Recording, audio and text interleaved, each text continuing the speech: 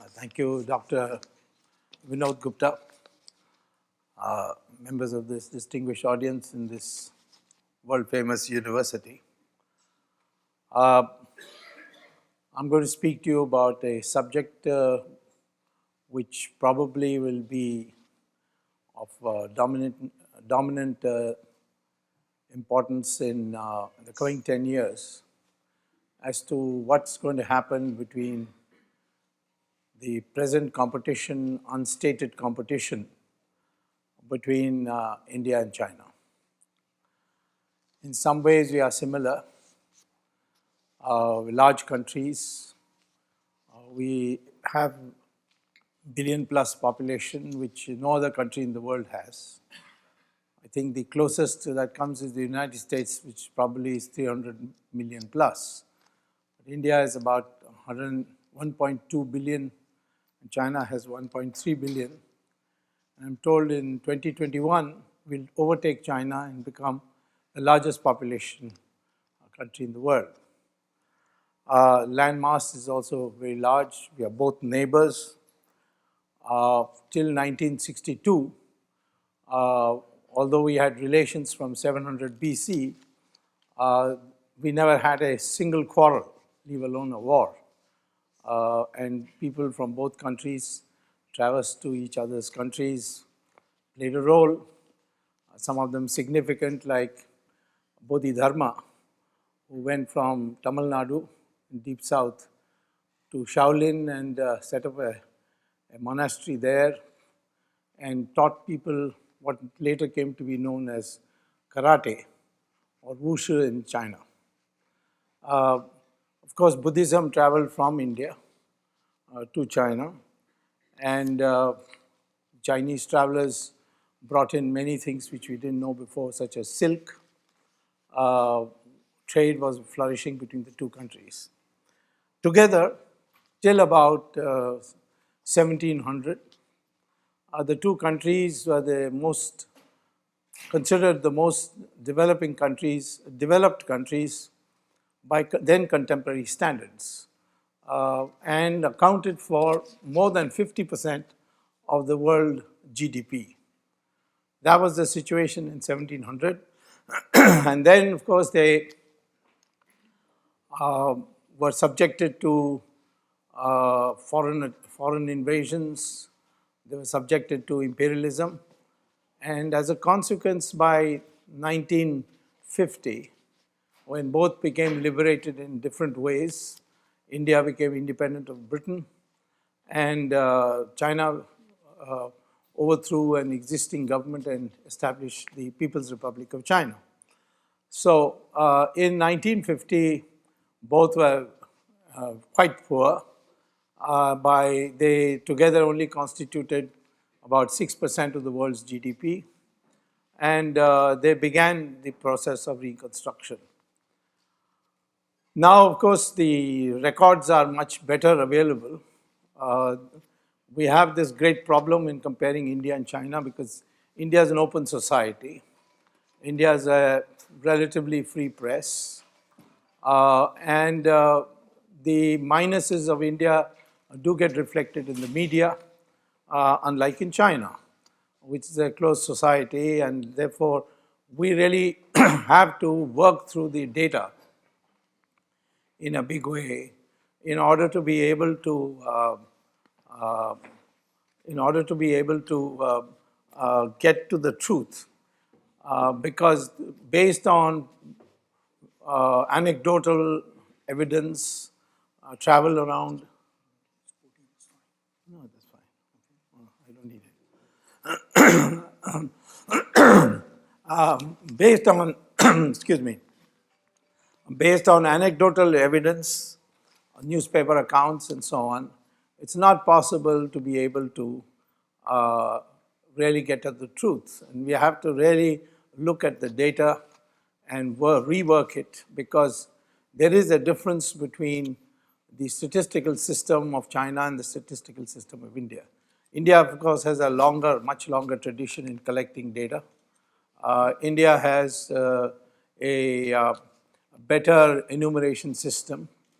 China, in fact, the first population census ever conducted in China was in 1981, whereas India in the 19th century and even before was conducting national population census.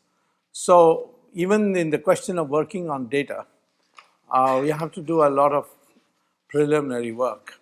And my earliest work in the 60s and 70s under Professor Simon Kuznets' able guidance was to rework the entire information and come to a more objective assessment of how China was doing and how India was doing. By popular impression, even today, China gets a much better press than India for this reason. But the closer examination of the data show the situation is somewhat different. For example, in the early days, China used to define the production of food grains, for example, to include the paddy, that is before the chaff was taken out. That is, it was not, the weight didn't reflect only the rice, but also reflected the chaff which came with it. And that made a 25% difference, because not only that, but they also included potatoes in food grains, which no other country included. For some time, they even included production of pigs in the capital formation of China. And they had very poor price indexes, so we had very hard to get constant price estimates to get an objective analysis of what the growth rate was. And so over the years, of course, China's statistical system has considerably improved. And today, when we look back, I can say between the period 1950 and 1980, the growth rate of both China and India, and both following the Soviet economic model, which essentially meant extract resources from agriculture and finance and industrial program. The growth rate of both countries was about the same at 3.5 to 3.8% per year. This was when I first came out with this conclusion, there was a lot of controversy, there was a lot of criticism, and I was, of course, denounced as an Indian nationalist who wanted to portray India in a better light than it was. But fortunately, after Deng Xiaoping took over and he decided to revamp statistics, he had to join the UN. China joined the UN, China joined the World Bank, so they had to conform to certain standards. And the Chinese themselves confirmed that in 1980, the growth rate of the previous 40 years was 3.5%, and the per capita income was about $250, which is about the same as India. But in 1980, the Chinese made a bold decision to throw off the Soviet system and go in for economic reforms. They began with agriculture, and then into industry, and then into the pricing system. And as a consequence, the growth rates vastly increased. India still hung on to the Soviet system, and therefore continued at that lower rate. And it's only in 1990, after the Soviet Union unraveled into 16 countries, and the Soviet influence in India became zero, that we were in a position to really take the necessary steps for economic reform. It's around that time I became a cabinet minister, a senior cabinet minister, and the blueprints were prepared by me. Our government fell after some time, and a new government headed by Narasimha Rao came in, and Mr. Narasimha Rao invited me to join the government, which required my joining his party, which I was not willing to do. And therefore, he had to create a cabinet-level position so I could attend cabinet meetings, and the process of economic reforms became well known to the world. The finance minister was Mr. Manmohan Singh, who is widely known abroad. So there was a team which worked and put together an economic package of deregulation, mostly deregulation. And that was enough for India also to accelerate its growth rate. And by the mid-90s, we were very close to the growth rates of China and have continued to be around the Chinese figure since then. It's only now the Chinese growth rate seems to be decelerating for a variety of internal reasons, which I'll talk to you about. And India has also reduced its growth rate from the first decade of the 21st century. But still, it was not much of a reduction. And therefore, today we are more or less running at the same rate of about 7.5% per year. That's the current situation. Now, the question therefore becomes, how do we assess what's going to happen in the future? And that naturally all projections are dicey, but here there are some objective factors we have to consider. First of all, we have to see how China has grown and how India has grown, and whether India could continue that or China could continue the same model in the future. China has 3 or 4 elements, vital elements in its growth. First is that it made a heroic effort in mobilizing domestic savings. It made also great efforts to get foreign direct investment. And as a consequence, it was running between 40 and 45% of the GDP as far as the investment was concerned, which is almost, I think it is probably the world's number 1 position as far as rate of investment is concerned. India did not get much foreign investment. And India relied on household savings, which is something unique for India. And about 85% of the total savings in the country is done by the households. And as a consequence, India also has a very high rate of investment.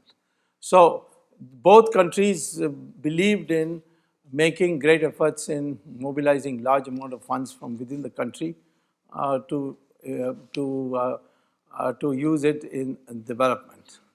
But China had some unique other arrangements which were novel in some ways, recognizing that East Asia was now becoming the labor costs in East Asia were rising. And East Asia had, in fact, achieved its growth essentially by exporting what the United States perhaps invented or the United States was known for manufacturing. They were able to do it cheaper and better and a much higher quality. And so therefore, soon enough, they became the main supplier of these modern manufactured goods. For example, Motorola used to produce radios in America. It was very well known for producing radios, but then soon the Japanese came into the picture, Panasonic and Sony and so many others. And as a consequence, Motorola just gave up producing radios, and all that was necessary was being imported from Japan. So over the years, Japanese and East Asian countries' labor became a bit expensive and became harder and harder for them to export to the West. So at that time, China stepped in and said, we will buy semi-processed goods from East Asia and add value to it and then export it to the West. So there began a novel experiment where China was able to it was running a deficit trade with East Asia, but at the same time, it was adding value, and that value was being added by foreign aided industries. That is, the foreign companies came in, they set up with the help of the Chinese joint ventures, and they then added. For instance, Lenovo is in its basic structure is not produced in China, it's produced in Taiwan. But China adds the peripherals, and as a consequence, it becomes a Chinese product, and then it gets exported to the West. And in the process, China was able to have a deficit of trade with East Asia, but an enormous surplus of trade with Europe and America. And that's how it built up its huge foreign exchange reserves. So this was one thing that China did in a very systematic way, and that is probably the main reason for the growth of China in this impressive growth that we have seen in the last 30 years. So whether the key factor would be for the future, whether this is a matter, this is a model or a mechanism which can continue in the future. Now, as far as India is concerned, India never placed much emphasis on foreign trade, and therefore all of its growth that is achieved has essentially come through internal production, and more importantly in the services that it provided in terms of the normal services of restaurants and financial services and the like, which led to a situation which is unprecedented in the world, where for a developing country to have the share of services as over 50% of the GDP. So the manufacturing sector was a relatively weaker sector compared to China. And the services sector was much stronger than the Chinese services sector. And there was a huge earning that China was able to put together in reserves by this switch trade of East Asians exporting semi-processed goods, and that coming to the United States and Europe. So today the issue is that can this continue? The other aspect of Chinese growth, which is worrisome, and now if you read Wall Street or Journal or the New York Times and all, you're getting reports of it in an anecdotal form. But the fact is that China had put in so much money by printing notes into infrastructure. So a massive infrastructure has been built in China. But its utilization is quite poor because the purchasing power parity, the purchasing power of the people has not been commensurate. So today we have a bubble that is developed in its property and its infrastructure. And there are now serious reports of this property bubble bursting, and which could then lead to a major reversal for China. You must remember that there are certain balances we have to maintain in the economy. You know that Japan grew impressively from 1965 to 1995, and so impressively that the World Bank brought out a report based on the Japanese model adoption in other parts of Southeast Asia and called it the East Asia Miracle. So the World Bank produced a book, not so much to introduce to the West what Japan and East Asia was doing, but to tell other developing countries that if you do what the Japanese have done and the East Asians have done, you'll also grow at this pace. And that's what they called as getting their basics right. But in 1997,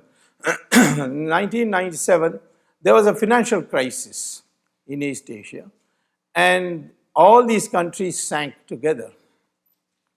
And many of them are still to recover. Certainly Japan has not recovered even now after that major collapse. Now this is a phenomenon you can see in other parts of the world too. For many, many years we thought that the next developed country would be Argentina or Chile or Brazil. But unfortunately Latin America kept going into these financial crises from time and again, and therefore that promise has not been fulfilled because of the same reason. But not because of the reasons for these crises were the same, but broadly speaking, when a financial system is not a developed financial system, and it is based on uh, in terms of the government doing ad hoc measures and getting the economy regenerated, then it's only a matter of time before you have this crisis. So Latin American crisis and the East Asian crisis, both these are worth studying, and they are examples of how not to grow. Europe and America grew and then remained developed countries. They had, of course, their ups and downs and bumps, but the fact is that ultimately their trajectory was such that they became developed countries and remained developed countries. India's financial system, in comparison to China, is a much superior financial system. The transparency as well as the controls are substantial. And therefore, if India were to grow in the future, it won't be because the financial system would not be a drawback. Whereas China has to address this problem very quickly.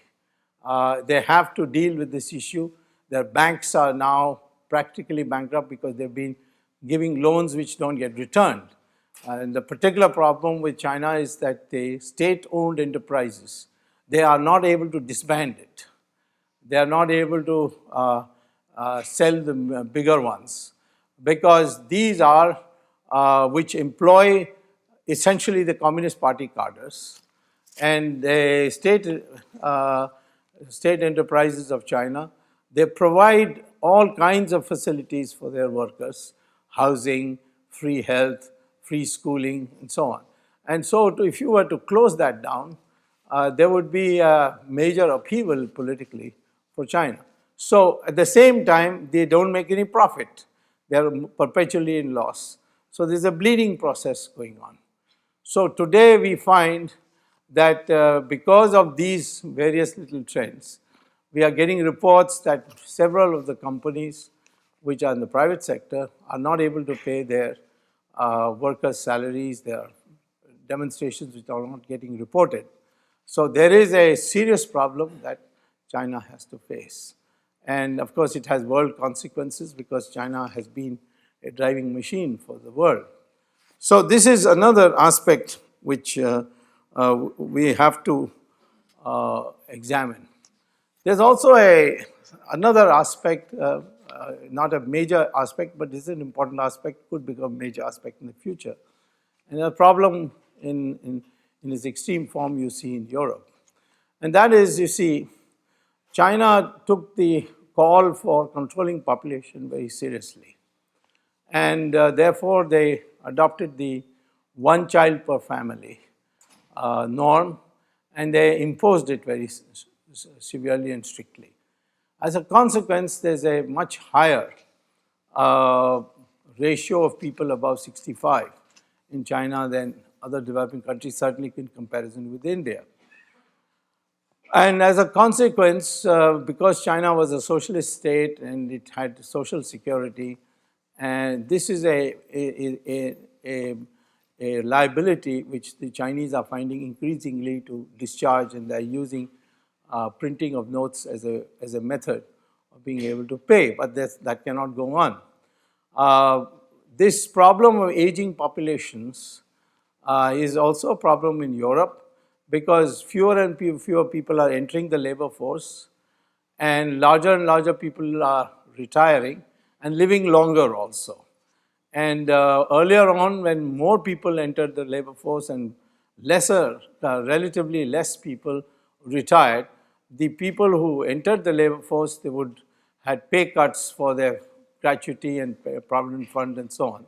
And that money used to be used to pay for the pension funds or the provident funds of those who retired. So there was a system which balanced itself. But today, Europe has this problem. They don't know what to do with this pension bomb, and I think much of the problems in Greece arose because of that. Now, China, because of its seriousness in dealing with the population problem, has had this new issue that has come up. And the Japanese are also having the same problem.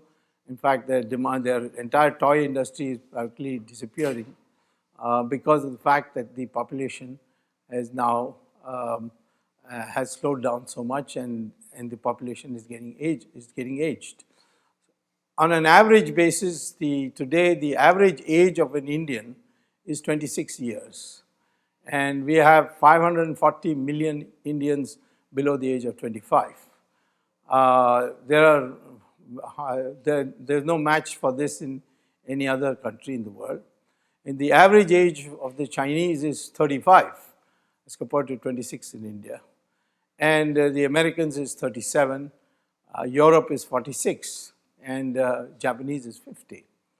And what is the advantage of a younger population? Because India also tried some serious family planning measures. Mrs. Gandhi declared a state of emergency, suspended the fundamental rights under the Constitution.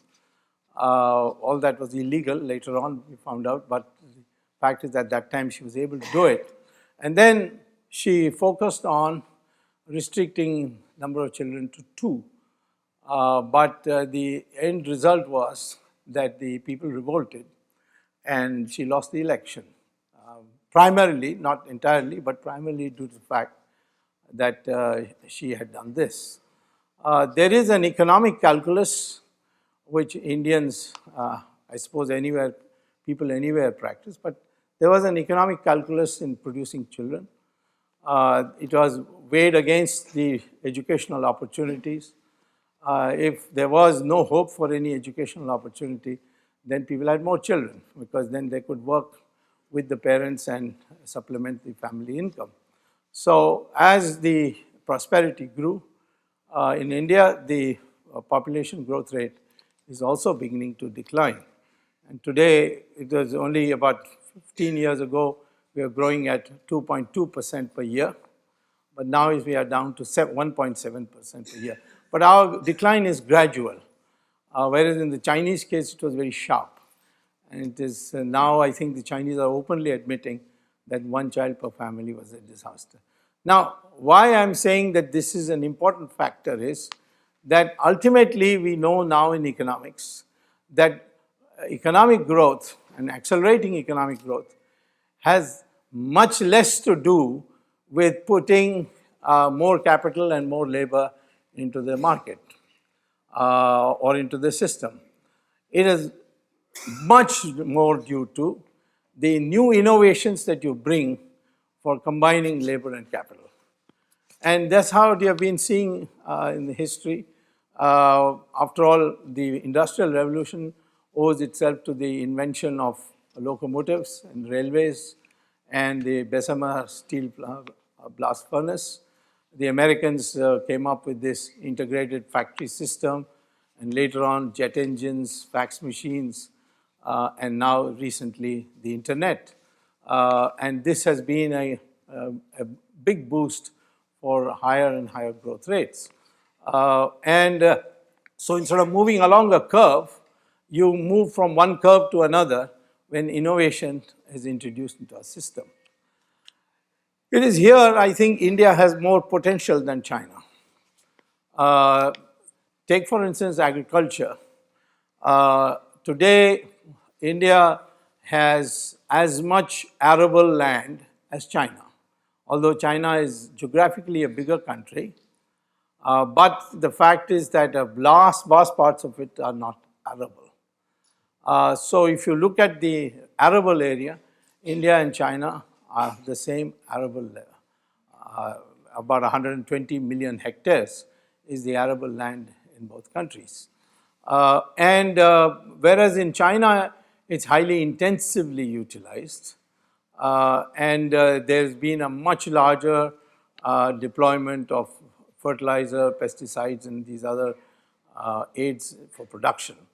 And the yields are also pretty high. Whereas India has, number one, although it has a facility of growing crops all through the year, all 12 months of the year, whereas some countries like the United States, obviously because of snowfall, cannot perhaps for 5 months do any agriculture at all. And same in China, good parts of China, agriculture is not possible because of snow. But in India, the weather is such that you can do it for all 12 months, which means you can grow 3 crops.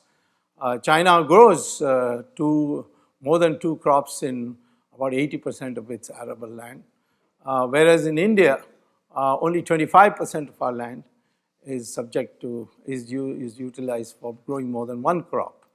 And so there is this potential that can be used in the future. The Indian agriculture could in fact become the new driving force for India if the problems are addressed of Indian agriculture. For example, the yield per acre in India of agricultural products is very low compared to an international comparison.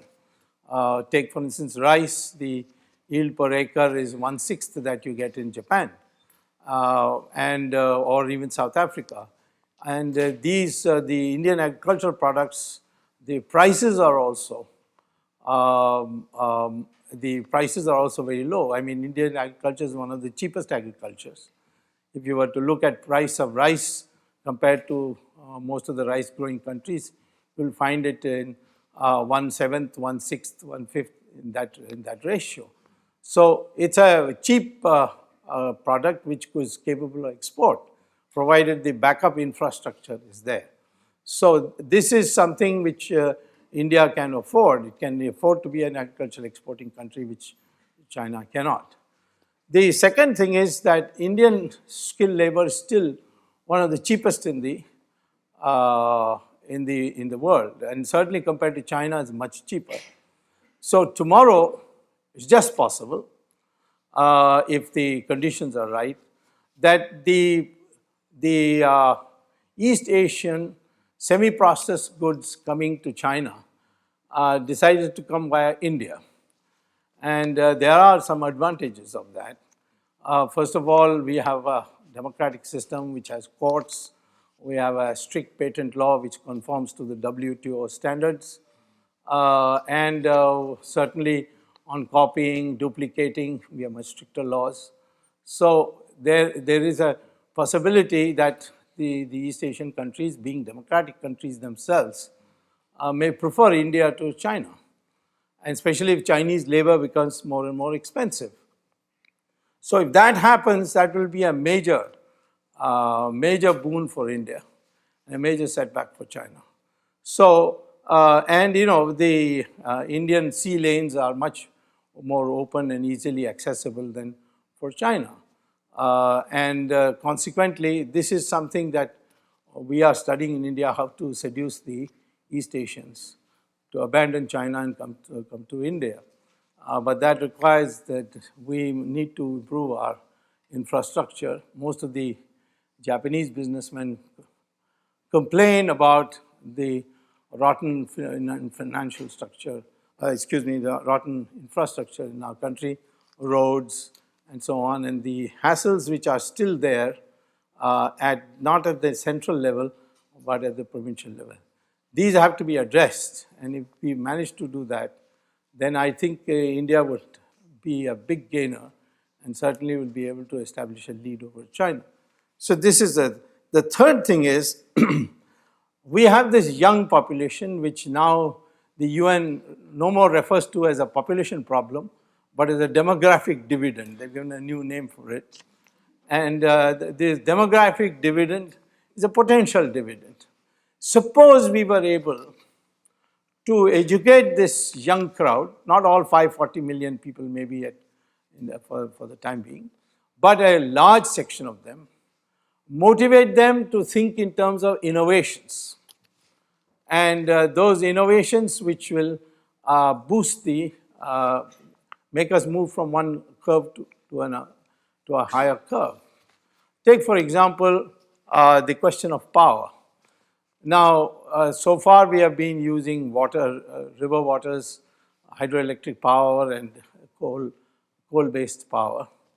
But we have 60% of the world's thorium, which is a nuclear fuel, which of course requires a great deal of processing to be able to be put in a reactor. And there are in fact 3 stages to be crossed. India's research has now crossed 2 stages, and we can easily make it to the 3rd stage with some effort. On the contrary, the Chinese don't have world over, there is a uranium shortage developing.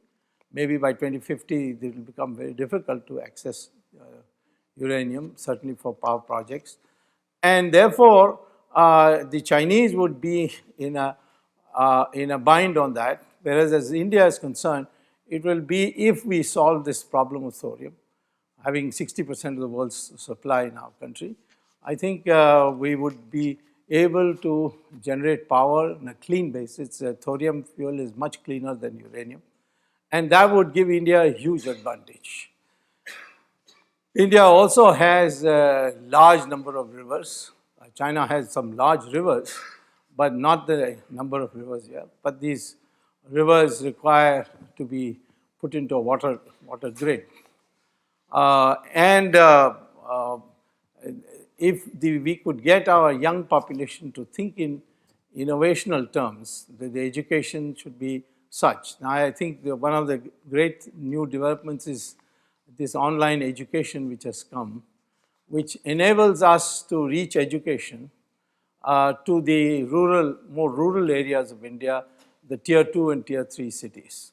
So here is a situation where if the new government that has come to power last year is able to address this issue of education, reform in education, in terms of empowering the students not to become civil servants and people as paid employees, which unfortunately the old system which the British imposed in India, and naturally for their interests, was only to produce clerks and people who would be employees. But innovators, and for that you have to have a backing in terms of infrastructure and in terms of institutions. So this is something that we are seriously working on. And I think in case of China, for all its classy universities infrastructure, the basic factor is missing, and that is democracy, the freedom to think the unthinkable. In fact, there is some evidence that China is getting a little stricter on the scope of your thinking. Now, I think that democracy is indivisible. You can't say you can have democracy in science, but not in social sciences or in the liberal arts. And there, I think we would find probably Indians much better placed in solving problems. We need also to think about finding alternatives to crude oil, because 86% of crude oil comes from the Arab countries, and it's a big strain on us because the prices keep going up and down. And therefore, we need some alternatives, particularly for automobiles and motor vehicles. And now Toyota has decided to introduce, end of this year, a hydrogen fuel cell car. And that, in my opinion, would be something that we have also done a lot of research on hydrogen fuel cells. And if that is implemented, India would become much more self-reliant. So I think these three factors, one, the ability to make the East Asians participate in Indian development process by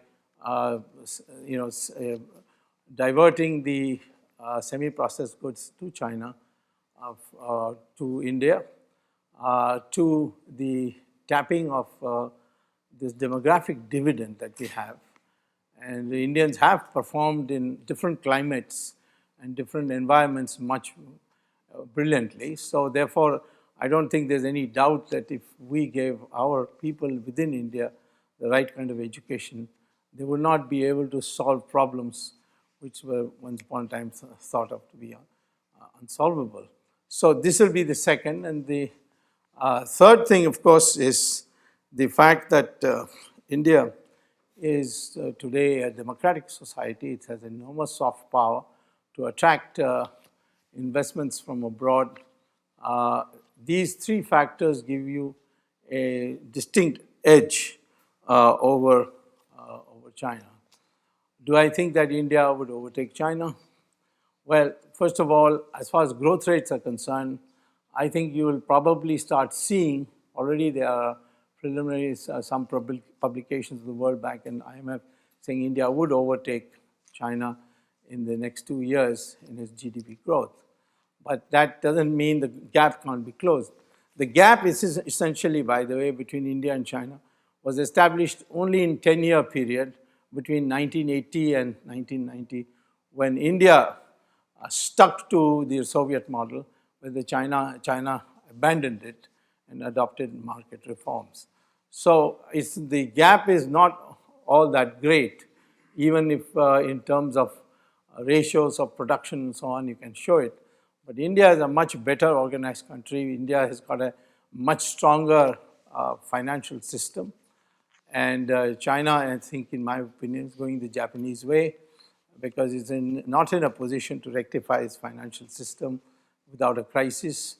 And therefore, I do foresee that by 2030, India to get ahead of China. This is my submission. And if you have any questions, I'd be happy to answer them.